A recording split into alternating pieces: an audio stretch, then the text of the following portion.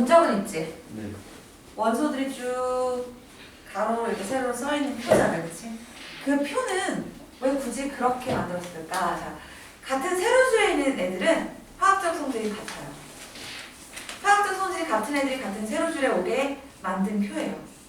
그 표만 있으면 자, 원자 번호대로 원소들을 나열했을 때 내가 직접 만지거나 보지 못한 원소의 성질도 예측을 해볼 수 있어. 왜? 위에 있는 다른 원소들의 특성과 미루어 보아 같은 세로줄에 존재한다면 성질이 어떨 것이라고 예측을 할 수가 있거든요. 주기율표를 만드는 건 굉장히 좋은 아이디어였어. 굉장히 엄청난 거지. 자, 근데 처음부터 주기율표가 딱 있었던 건 아닐 거 아닙니까? 그걸 이제 발견하게 된 계기가 나와요. 세준아? 네. 또 줄리니? 민트 하나 더? 아니요. 왜? 응? 왜? 방금 눈이 빨간 상태에서 계속 하품을 하고 있길래 아니었어? 그냥 별 생각 없거든요. 그리고 저 민트를 먹을 바에 차라리 제가 그냥 빨리 할게요. 편히 잔다고? 아이, 그냥 집중을 할 테니까 아. 제가 민트를 먹을 줄 알았어. 알았어. 그렇게 쉬어? 진짜 귀여웠어. 알았어. 괜찮던데 내가 먹었을 때. 자, 일단 주기율표를 맨 처음부터 알게 된 건 아니고요. 실질적인 주기율표는 이제 뉘렌즈부터 뭔가 약간 가닥이 나오기 시작하고 그 전에는 이제 원소들을 분류했다라는 것만 이제 나와요. 라부아지에가 그 당시에 33가지의 원소가 있었는데 그 원소들을 뭐 금속이냐 비금속이냐 그리고 기체냐 뭐 이런 것들로 나눴었어. 그리고 얘도 이제 사실은 물 같은 것들은 원소가 아니고 화합물인데도 이건 원소인 줄 알았고요. 그리고 산화알루미늄 같은 것들도 그 당시에 분해를 못했던 물질들 그냥 하나의 다 원소라고 생각을 했어요. 지금은 그러니까 의미가 있다 없다 없고 그냥 얘는 뭐야? 최초로 원소를 분류 작업을 했다. 그것만 여러분이 알아주시면 돼요. 최초로 그냥 원소들을 좀 나누어 봤다. 그겁니다. 얘가 지금 분리했던 원소는 의미가 없어. 배우지 않아. 자, 데베라이너의 새쌍원 소설이 있는데요. 이건 뭐냐면 원소를 원자량 순서대로 3개씩 묶으면 자, 예를 들어서 1번, 2번, 3번 원소를 묶으면 1번 원소하고 3번 원소의 화학적 성질의 중간값이 2번에서 나타난대요. 그러니까 뭐 질량이 순서대로 나타난다. 밀도가 순서대로 나타난다. 이런 식으로 3개씩 원소를 묶었을 때 설명을 합니다. 근데 사실 얘네들 3개 묶은 애들이 뒤에 가서 우리가 알고 보면 같은 족 원소들이에요. 같은 족. 근데 이 당시에는 그런 거 몰랐고 그냥 원자량 순서대로 3개씩 묶으면 1번하고 3번 원소의 화학적 성질, 물리적 성질의 중간값이 2번에서 나타나더라. 입니다. 이 데베라이너의 새쌍원 소설은 인정을 받지 못하니까 모든 원소를 다 설명할 수가 없었어요. 일부에서만 나타나요.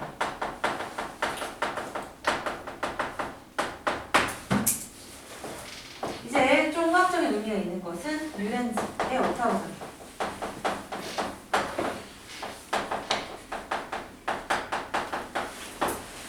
뭐냐면 원소를 원자량 순서대로 계속 지금 원자량 순서입니다.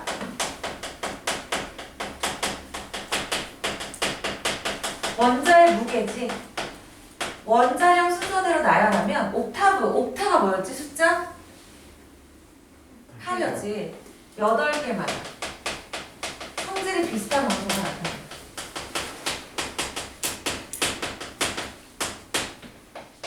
원소가 나타난다라고 주장해요. 그래서 피아노의 옥타브 같다. 그래서 옥타브설을 주장했는데 인정을 받았을까? 저거 발표하고 뉘렌즈는 완전 웃음거리가 됐대요. 영국 왕실의 화학학회 회원이었는데 이제 제명이 돼버려요. 잘려요. 그냥 너 나가. 무슨 원소가 옥타브랑 관련이 있냐 이러면서 웃음거리가 돼서 쫓겨납니다. 그래서 시골에 가서 농사를 짓다가 농부로 죽어요. 근데 이 사람이 옥타브설을 얘기를 하고 이제 인정을 받지 못했잖아요. 웃음거리가 됐는데 나중에 이제 멘델레예프가 주기율표를 만들 때 큰 기여를 한 게 이 옥타브설입니다. 실제로 맞거든요. 8개마다. 왜 8개마다냐면 이 당시에는 비활성 기체, 헬륨, 아르곤 뭐 이런 애들이 발견되기 전이야. 그래서 걔네들을 빼면 8개마다 나타나는 게 맞거든요. 그래서 사실 맞는 얘기인데 인정을 받지 못하다가 멘델레예프 주기율표를 만들 때 이 사람의 아이디어를 씁니다.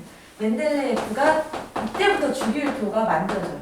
근데 현대의 주기율표하고 다른 점이 뭐냐면, 자, 현대의 주기율표도 같은 세로줄에 비슷한 성질을 가지는 원소들이 오는 건 똑같은데, 얘는 원자량 순서대로입니다. 지금 계속 원자량 순서지. 왜냐? 왜 원자량 순서로 얘기할까?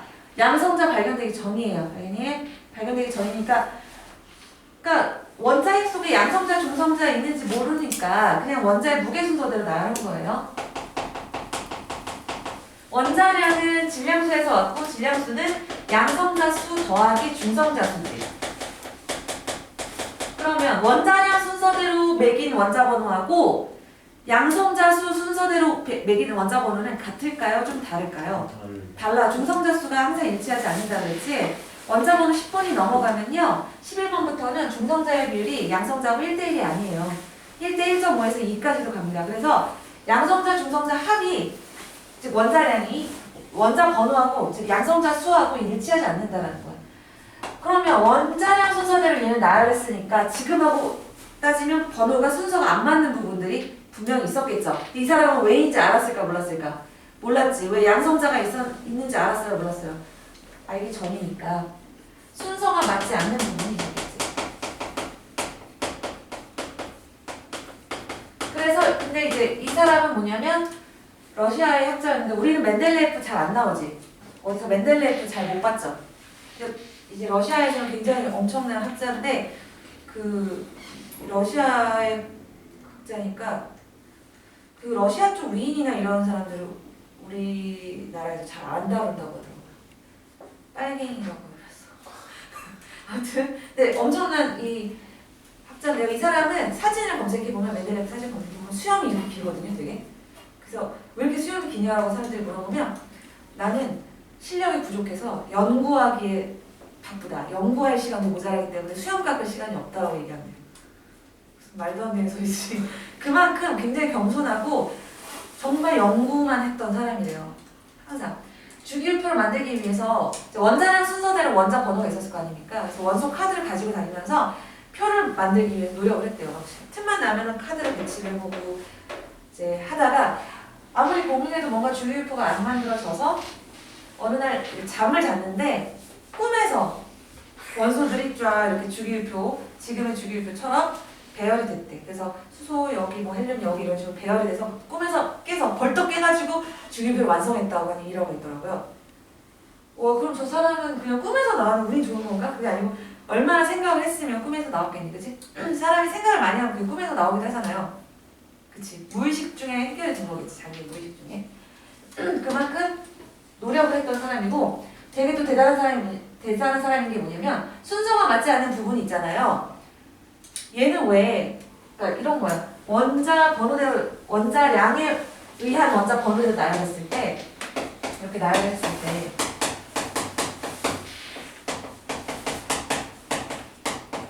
그러니까 같은 세로줄에 오는 원소들의 성질이 어떻게? 비슷하게 지금 주기율표를 만드는 거잖아요. 근데 K 다음에 L이잖아. L이잖아, 이렇게. 네. 근데 성질이 K는 F하고 비슷하고 L은 E하고 비슷한 거야. 즉 순서가 어떤 거야? 안 맞는 거지. 그럼 어떻게 해야 돼? 이거지. L 하고 K 이렇게. 순서가 안 맞는 부분들이 있어. 당연하지. 왜? 원자량 순서니까. 양성자 순서가 아니다 보니 순서가 안 맞는 부분들이 있어. 이 안 맞는 부분들에 대해서 그 사람들이 물어보면, 아, 순서가 맞지 않는 부분들이 있다. 근데 이거는 나도 잘 모르겠다. 좀 더 연구해봐야겠다. 이렇게 쿨하게 인정을 했대요. 그 다음에 이제 나열하다 보니까 M 다음에 N이잖아요. 근데 N은 H하고 성질이 안 맞고 I하고 맞아. 그러면 이 칸을 어떻게 해놨대? 비워놓고 이제 만든 거야. 중간중간에 빈 애들이 있어요. 그리고 이 비어있는 애들은 아직 발견되지 않은 원소다. 하지만 H나 B의 성질로 미루어 보아 얘는 뭐 어떤 금속일 것이고 밀도는 어느 정도일 것이고 녹는 점 몇 도 정도일 것이다 라고 예측을 합니다. 즉 아직 발견하지 못한 원소지만 위에 있는 원소들의 성질과 미루어 보아 녹는 점이라든지 밀도 그리고 금속의 외형까지도 예측을 하는데, 그 예측한 값이 나중에 실제로 이 원소가 발견된 다음에 살펴봤더니 어떻더라? 거의 같아요. 대단한 거지. 직접 보지도 않은 원소의 성질까지도 예측을 한 거예요. 그래서 멘델레프가 주기율표의 근간에서 만들었고 실제로 우리가 쓰고 있는 주기율표는 모질리가 만든 거야. 자, 현대 주기율표 지금 우리가 쓰고 있는 거 모질리는 여러분 러더포드 기억나냐? 네. 러더포드가 뭐 했던 사람이야? 알파벳 선한 실험을 해가지고 원자를 찾았고 원자핵 속에 자 양성자까지 찾았죠. 양극선 실험을 통해서. 그래서 러더포드 실험실에서는 뭐 맨날 했을까? 양성자를 찾았으니까 원소들의 양성자 수를 찾는 실험들을 했겠지. 러더포드 제자였어요. 체드릭도 있었지만 모즐리도 있었던 거야, 당연히. 그 모즐리는 진짜 되게 똑똑한 사람이었어. 그 중에서 제일 뛰어났대. 그래서 저 모즐리가 원소들의 X를 써가지고요, 원소들의 아까 그 양성자 수를 찾아가지고 그 양성자 수를 가지고 원자 번호를 매겨서 주기율표 만들어요. 자, 멘델레프하고 차이는 뭐냐면 얘는 원자량 순서대로였다면 얘는 러더퍼드가 이제 양성자를 발견했잖아요. 자기 스승이 러더퍼드의 이제 양성자 발견한 그 이후에 엑서를 써가지고 원소들의 양성자 수를 조사했고 그 양성자 순서대로 양성자 수 순서대로 원자 번호를 매겨요. 지금 원자 번호랑 똑같은 거죠. 그리고 이제 주기율표를 만들었더니 순서 맞는 부분이 다 어떻게 됐을까? 맞지 않는 부분이 다 해결이 됐어.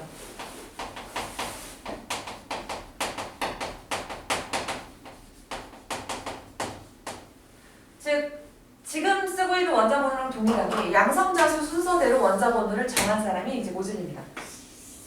모즐리 사진 검색해보면 되게 잘생긴 남자예요. 백인이고 귀족 집안이었고 완전 엄친아요. 부잣집에다가 똑똑하게 잘생기고 인품도 엄청 뛰어나가지고 그 전쟁에 나간 거예요.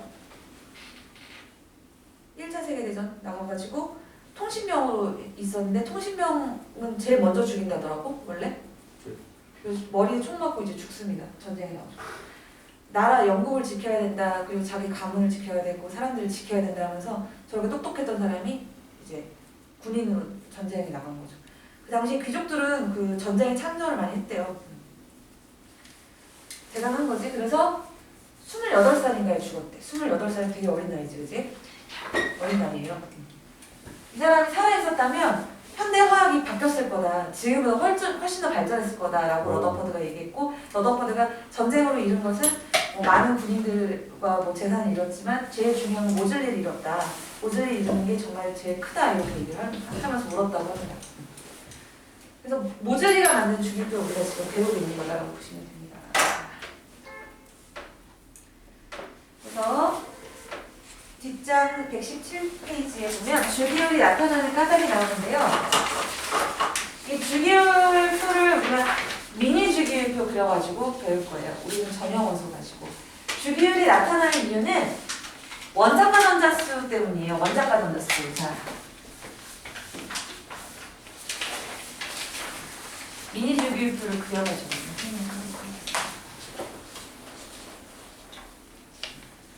책에 그 프린트에 큰 주기율표 있죠? 117쪽에 아래쪽에 보이죠? 큰 주기율표가 있는데 우리는 그 중에서 고등교과과정 수학원 안에 전형 원소들 즉 1, 2, 13에서 18쪽에 해당하는 녀석들을 가지고서 좀 얘기를 할 거예요.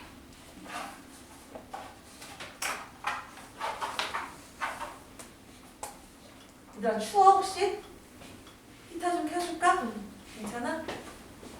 추운 사람 얘기하세요. 세준아? 네. 자는 거 아니지? 네.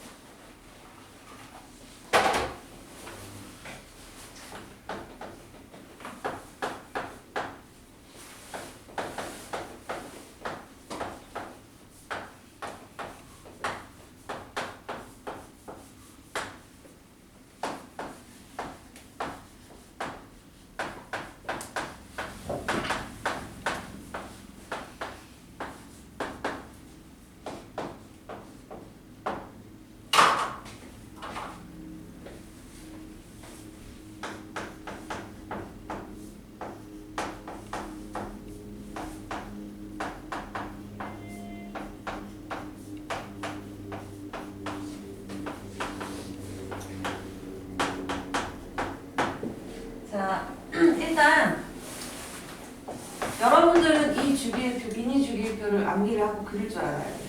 시험 볼 거야.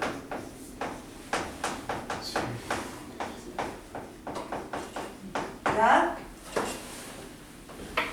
주기율표는 족이 있고 주기가 있습니다. 이 족은 가족 족자야, 가족. 가족끼리는 성질이 비슷해요. 아니니? 성질이 넌 우리 아빠랑 완전 딴판이야. 일단 그걸 다 치고. 그거 다 치고 가족 족자야. 즉 같은 족은 족이 의미하는 바는 뭐냐면, 자 아까 전에 살짝 얘기했지만 원자과 전자수 하나 바로 족이에요. 원자과 전자 뭐였지? 원자의 가장자리에 있는 전자. 즉 제일 바깥 껍질에 있는 전자수를 얘기하죠. 그게 원자과 전자수인데 바깥 껍질에 있는 전자의 개수가 같으면 같은 족이라고 보시면 됩니다. 그럼 원자과 전자수가 같으면 어떤 특성이 나타나냐면 화학적 성질이 같아요. 성질이 비슷합니다. 왜냐? 원자과 전자수에 의해서 화학적 성질이 결정되거든요. 자, 그건 이제 1족하고 17족, 18족을 선생님 예를 들어가지고 설명을 할 거예요. 일단 족하고 주기의 그 정의만 먼저 얘기하고 1에서 18족까지 있는데요. 1족은 원자과 전자가 몇 개? 한 개야. 한 개. 한 개면 1족. 2족은 원자과 전자가 두 개인 거야. 13족은 13개야? 네. 13개일 수가 없지. 네? 아, 3개. 3개야. 1의 자리만 좀. 14족은 원자과 전자가 몇 개? 4개. 4개. 17족은 원자과 전자가 7개. 18족은 8개가 아니고 0개예요. 18족을 보면 자, 헬륨 내연 아르곤이죠. 2번, 10번, 18번인데 자, 얘네들 봐봐. 2번이면 첫 번째 껍질, 자, 보월 원전 모형으로 편의상 그리겠습니다. 첫 번째 껍질에 2개 꽉 차 있지? 네. 얘 10번이니까 첫 번째 껍질에 2개, 그 다음 껍질에 8개 꽉 차 있지? 네. 18이니까 2개, 8개, 8개 꽉 차 있지? 네. 선생님 세 번째 껍질은 8개가 아니라 몇 개예요? 18개지 원래. 근데 우리가 배우는 애들은 S랑 PO비탈만 채워요. SP 다 채우면 8개지? 우리가 배우는 칼슘까지의 원소들은 SP만 채운다. PO비탈 안 채운다. 그러면 S하고 P 채우면 S 2개, P 6개니까 총 몇 개? 8개 채우는 애들 안에서만 노는 거예요. 뭔 말인지 알겠습니까?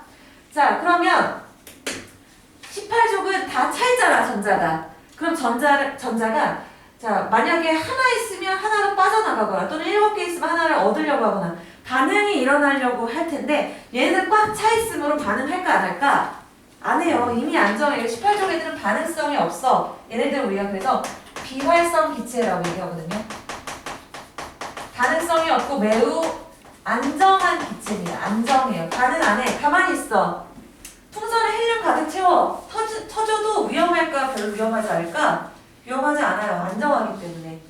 그래서 반응에 참여할 수 있는 전자가 없죠? 18족은 그래서 원자과 전자 연계라고 해요. 사실 원자과 전자는 제일 바깥 껍질에 있는 전자이기도 하지만 반응에 참여할 수 있는 전자라고 생각해도 돼요.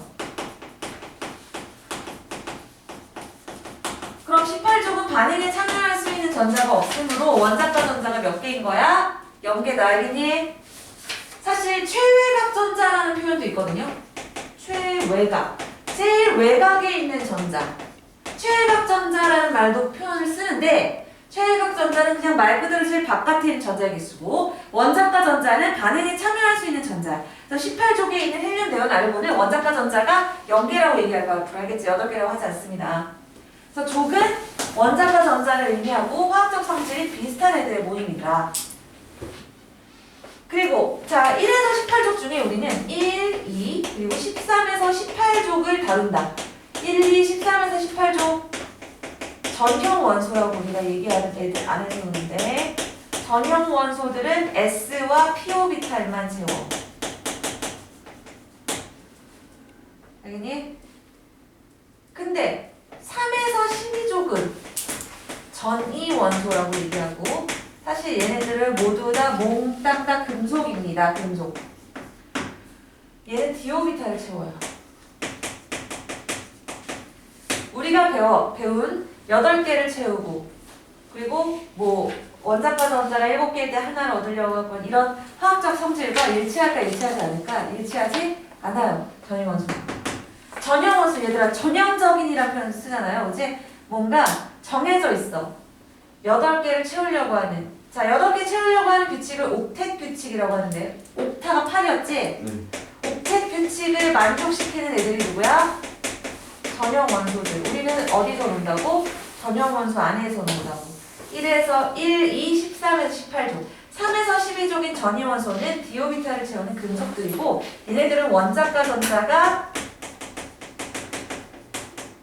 1개 또는 2개인 애들이야. 사실 원소의 대부분이 이 전이원소들입니다. 금속들. 근데 화학적 성질이 전형적인 옥텟 규칙을 만족하는 그런 특성이 나타나지 않으므로 교과 과정에서는 빠져있다. 자, 그러면 이제 주기. 주기는 뭘까? 주기율표에서 가로줄이지. 얘들아, 족은 세로줄을 얘기하지? 세로줄. 요게 지금 족이잖아, 족. 1족. 이런 식으로 세로줄이고, 주기는 가로줄을 의미합니다. 가로줄은 뭘 의미하냐면, 전자 껍질 수랑 같다고 합니다. 전자 껍질의 개수. 얘는 1에서 7주기까지 있다. 현재까지. 그런데 계속 늘어나고 있는 거예요. 왜냐하면 원자번호 92번까지는 원래 자연에 존재하는 거예요. 근데 93번부터는 인간이 만든 겁니다. 원자를 어떻게 만들 수 있을까요? 핵융합 반응을 통해서. 자, 92번이라는 얘기는 원자 핵 속에 양성장 92개 있었다는 얘기겠지? 거기다 양성장 하나 더 붙여주면 93번 되겠지? 거기다 양성장 또 하나 더 붙여주면 94번 되겠지? 이런 식으로 원자를 이제